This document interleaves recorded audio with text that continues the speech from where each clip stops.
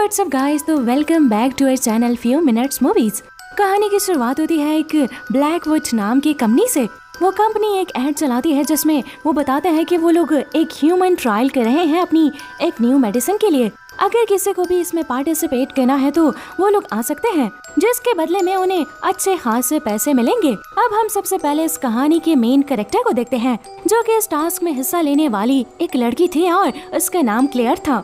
उसे कंपनी में बुलाया जाता है और रहने के लिए एक रूम भी दिया जाता है। अब उसकी मुलाकात वहाँ एलिसन से होती है, जो कि बहुत ही फ्रैंक थी। वो क्लियर से बहुत बातें करती है, तभी अनाउंसमेंट हो जाती है कि जिसमें सबको एग्जामिनेशन हॉल में बुलाया जाता है। अब अगले सीन में हम वहाँ पर 7 लोगों को देखते हैं। अब यहाँ पर सबको सारी चीजें और रूल्स बता दिए जाते हैं। फिर उन्हें बताया जाता है कि उन्हें रोज 25 ग्राम की एक टैबलेट दी जाएगी, लेकिन उन्हें ये नहीं बताया जाएगा कि वो किस चीज की टैबलेट है। अब डॉक्टर बर्गी, जो यहाँ की हेड होती है, वो इन्हें कहती है कि ये चीजें 7 दिन तक चलती रहेंगी, लेकिन आखिरी दिन आप लोगों का डोज बढ़ाकर 80 ग्राम कर दिया जाएगा और जब उन लोगों का काम खत्म हो जाएगा तो उन्हें 20,000 यूरो देकर वापस घर भेज दिया जाएगा। खैर, अब दोस्तों, ये जो चीज सुनने में इतनी आसान लग रही थी वो उतनी ही मुश्किल है। बल्कि यहाँ पर ये भी बताती है कि 24 घंटे डॉक्टर्स इन पे नजर रखेंगे कि ये टैबलेट्स उन पर किस तरह वर्क कर रही हैं। अगर किसी को भी कोई प्रॉब्लम होती है तो हमें जरूर बताएं। दोस्तों, यहाँ पर हम एक चीज ये भी नोटिस करते हैं कि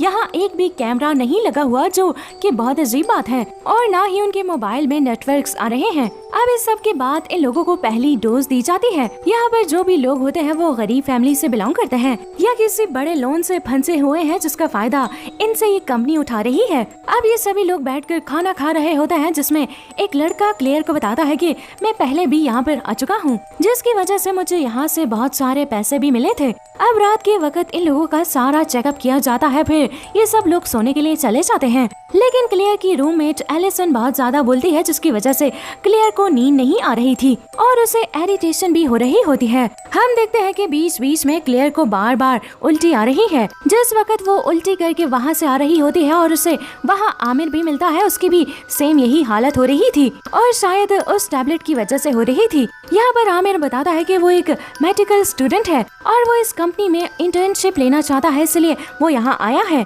अब ये बातें करने के बाद वो लोग सोने के लिए चले जाते हैं, लेकिन क्लेयर को तो नींद ही नहीं आ रही होती है, उसे विजन्स आना शुरू हो जाते हैं। अब कुछ देर बाद उसकी आंख खुल जाती है और जब वो वहाँ अपनी रूममेट को देखती है तो वो नहीं होती। फिर वो उसे ढूंढने के लिए जाती है, जहाँ वो नोटिस करती है कि कोई भी अपने रूम में नहीं है। जिसके बाद वो थोड़ा और आगे जाती है, जहाँ उसे एक गेट खुला हुआ दिखता है। जब वो अंदर जाती है तो सब वहाँ पर होते हैं। उन्हें भी क्लियर की तरह नींद नहीं आ रही होती, इसलिए वो सब बैठ के बातें करना शुरू कर देते हैं। अब इन्हें जागते जागते सुबह हो जाती है और जब डॉक्टर बर्गी यहाँ आती है तो जब उन्हें पता चलता है तो वो बहुत ही ज्यादा हैरान होती है कि ऐसे क्यों हो रहा है। लेकिन दोस्तों, असल में उन्हें भी नहीं पता कि ये डोज किस चीज की है, बस उन्हें ऊपर से ऑर्डर्स मिले हैं और उन्हें ये करना है। अब हम सबको देखते हैं जो कुछ ना कुछ एक्टिविटीज कर रहे होते हैं। यहाँ पर ये लोग बहुत ज्यादा थक चुके थे क्योंकि ये लोग पिछले 30 घंटे से नहीं सोए। उसके बाद हम क्लेयर और एलिसन को देखते हैं। यहाँ क्लेयर को पता चलता है कि एलिसन स्केच बहुत अच्छा बनाती है। उसके बाद हम डॉक्टर बर्गी को देखते हैं, जो कि हेड से बात कर रही होती है कि हमें इनकी डोज को कम करना होगा क्योंकि इससे इनके दिमाग में सूजन हो रही है, जिससे उनकी मौत भी हो सकती है। फिर वो हेड से बोलती है कि इस डोज की वजह से उन्हें नींद भी नहीं आ रही। और क्या मैं ये जान सकती हूँ कि ये डोज किस चीज की है और क्या सच में ये बस 25 ग्राम की है। जिसके बाद हेड उसे कुछ भी बताने से मना कर देता है और कहता है कि तुम्हें बस जो काम दिया गया है तुम वो करो। अब अगले दिन जब उन लोगों को फिर से डोज दी जाती है तो वो बहुत ही ज्यादा होती है, जिसे लेने से सब लोग मना कर देते हैं क्योंकि वो 80 ग्राम से ज्यादा लग रही थी। अब बर्गी इन लोगों के पास आकर कहती है कि जिसने जाना है वो यहाँ से जा सकता है और जो बाकी बचेंगे उन्हें कंपनी एक्स्ट्रा 40,000 यूरो देगी बोनस के तौर पर। अब ये सुनकर सभी बहुत खुश हो जाते हैं और डोज लेने के लिए तैयार हो जाते हैं। लेकिन क्लियर और आमिर डोज लेने के लिए अभी भी तैयार नहीं होते क्योंकि उन्हें अजीब लग रहा था कि कुछ तो गड़बड़ है। अब क्लियर के पास एलिसन आती है और उसे मनाती है कि वो डोज ले ले, जिस पर क्लियर राजी हो जाती है। अब यहाँ पर डॉक्टर उन्हें जाते हुए कहती है कि आज से उन्हें सोना नहीं है क्योंकि वो देखना चाह रही थी कि इस डोज का उन पे क्या असर होता है।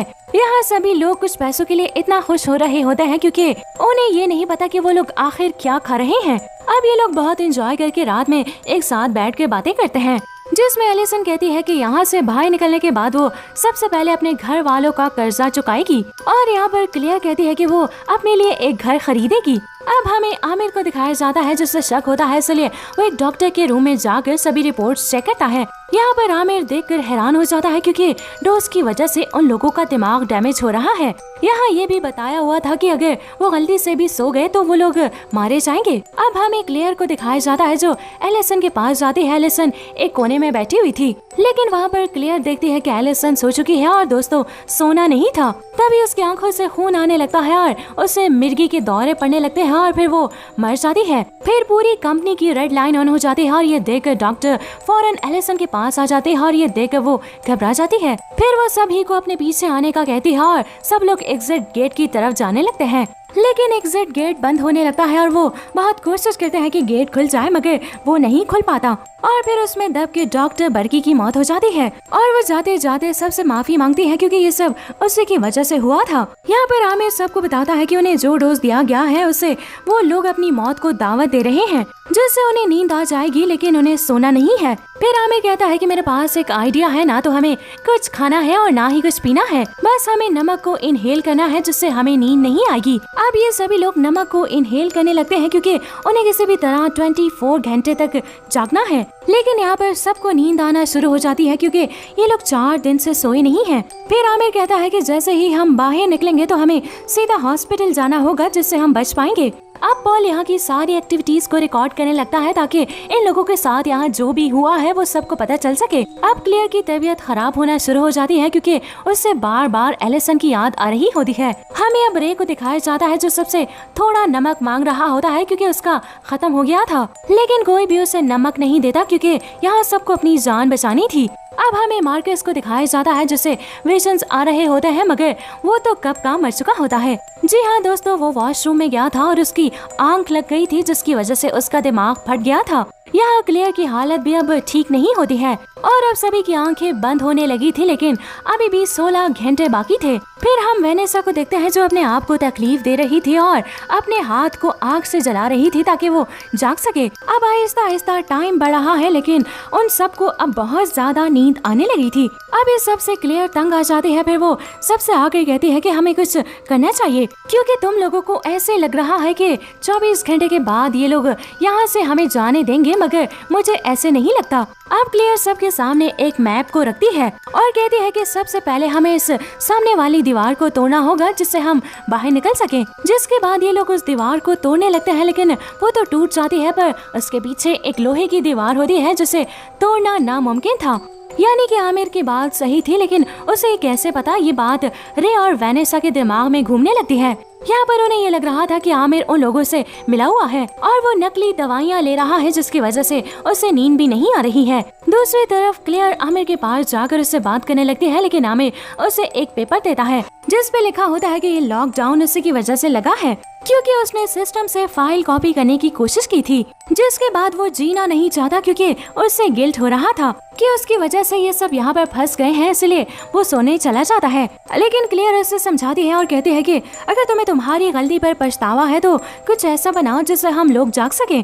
जिसके बाद वो फौरन खड़ा होता है और कहता है कि मुझे एक केमिकल के बारे में पता है जिससे लेकर लोग ज्यादा वक्त के लिए जाग सकते हैं। लेकिन तभी वहाँ रे और वेनेसा आ जाते हैं और आमिर को मारने लगते हैं। फिर क्लियर उन लोगों को रोकती है और कहती है कि वो हमारे लिए एक दवा बना रहा है जिससे हम लोग ज्यादा देर तक जाग सकते हैं, जिस पर वो लोग मान जाते हैं और उसको एक जगह पर बांध देते हैं और कहते हैं कि ये बस हमें इंस्ट्रक्शन देता रहे और बाकी हम खुद कर लेंगे।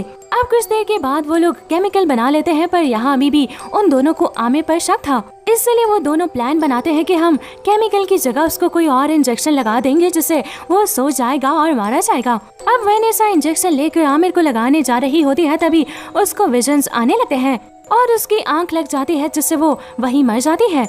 यहाँ उसका सारा केमिकल भी गिर जाता है और सारी मेहनत भी जाया हो जाती है। और अब सभी लोग हिम्मत हार के हॉल में बैठ जाते हैं। तभी क्लेयर की हालत और भी ज्यादा खराब होने लगती है और उसे विजन्स आने लगते हैं। इससे क्लेयर जमीन पे गिर जाती है, लेकिन तभी उसे दीवार से आवाजें आने लगती हैं, जिससे वो फौरन खोदना शुरू कर देती है। उसे वहाँ पर एक मुर्दा घर मिलता है, जिसके पीछे बाहर निकलने का एक सीक्रेट रास्ता भी था। अब दोस्तों हम रे को देखते हैं, जिससे वो पेपर मिल गया था। उसके बाद रे को बहुत गुस्सा आने लगता है। फिर वो एक चाकू लेकर आमिर को मारने के लिए चला जाता है, लेकिन तब तक आमिर को नींद की वजह से डॉक्टर बर्की की सोल दिखाई देने लगती है, जिसमें डॉक्टर बर्की उसे कह रही होती है कि उसे यहाँ सबको मारना होगा, जिसके बाद उसे यहाँ काम मिल सकेगा। और अब रे उसको मारने के लिए आगे बढ़ता है, लेकिन उससे पहले ही आमिर उसको मार देता है और खुद को छुड़ा लेता है। उसका पागलपन इतना ज्यादा बढ़ गया था कि वो अपने ही साथियों को मारने के लिए उनके पीछे भागने लगता है। वो ये सब करके डॉक्टर बर्की को साबित करना चाहता है कि वो यहाँ काम करने के काबिल है। अब इससे डर कर पॉल मुर्दा घर में भाग जाता है, जहाँ मुर्दों को